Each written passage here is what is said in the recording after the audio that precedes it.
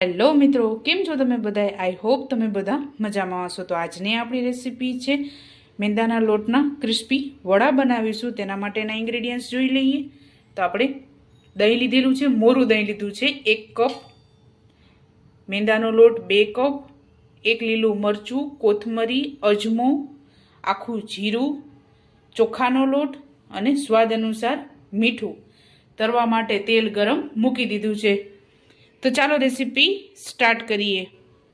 તો અહીંયા મેં એક બાઉલ લઈ લીધું છે, એમાં આપણે દહીં એડ કરશું.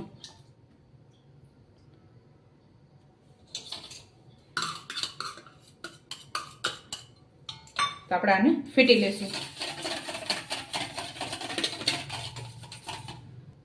તો આપણે આને ફેટી લીધું છે, એકદમ સ્મૂધ થાય ત્યાં સુધી આપણે આને ફેટવાનું છે. હવે એમાં પાણી એડ કરશું આપણે. તો આપણે આ દહીંવાળી વાટકી છે એમાં જ પાણી એડ કરેલું છે.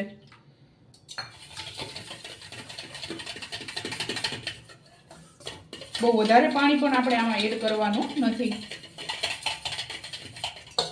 ત્યારબાદ આપણે આખું જીરું એડ કરશું. અને ગ્રીન ચટણી સાથે ખાવાની ખૂબ જ મજા આવે છે. ત્યારબાદ કોથમરી એડ કરશું થોડીક. અને કારણ કે મેંદાનો લોટ છે એટલે આપણે અજમો એડ કરવાથી પાચન આસાનીથી થઈ જાય છે.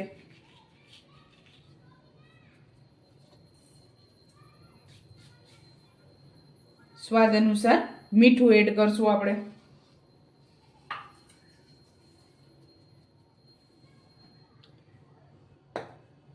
ત્યારબાદ ચોખાનો લોટ એડ કરશું થોડું ક્રિસ્પી કરવા માટે.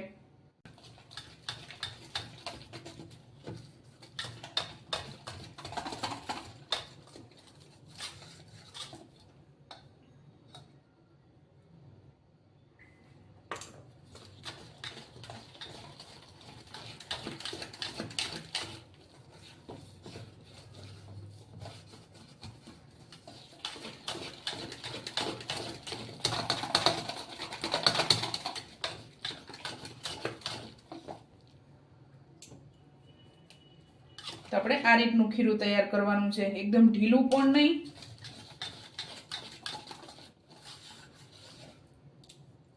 તો આપણું આ તૈયાર થઈ ગયું છે. આ રીતે આપણે એનું બેટર બનાવવાનું છે. તમે વડા બનાવી શકો એ રીતે આપણે બેટર તૈયાર કરવાનું છે આનું. તો હવે આપણે એમાં મરચાંની કટકી એડ કરશું આપણે.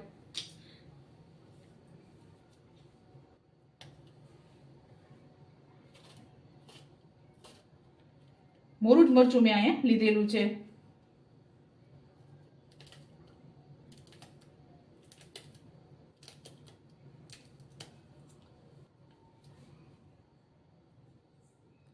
તો હવે આપણે આને હાથની મદદથી એકદમ ફેટી લેવાનું છે.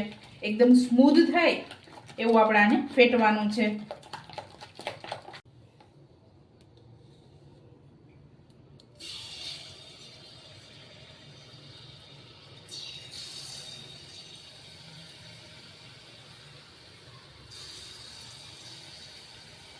ગેસ આપણે મીડિયમ રાખવાનો છે.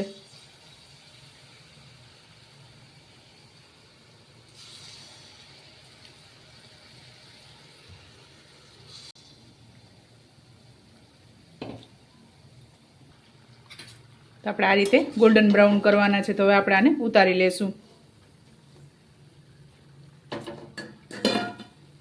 એકદમ સરસ ક્રિસ્પી અને અંદરથી એકદમ સોફ્ટ તૈયાર થાય છે આ.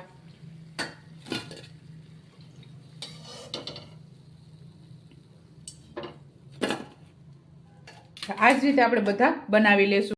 તો ચાલો મિત્રો, તૈયાર છે ગરમા ગરમ મેંદાના લોટના ક્રિસ્પી વડા. તમે પણ આ જ રીતે બનાવજો ને મને યાદ કરજો. મારા વિડીયોને લાઈક, શેર અને સબસ્ક્રાઈબ કરવાનું ભૂલતા નહીં. તો ચાલો મળીશું નેક્સ્ટ વિડીયોમાં.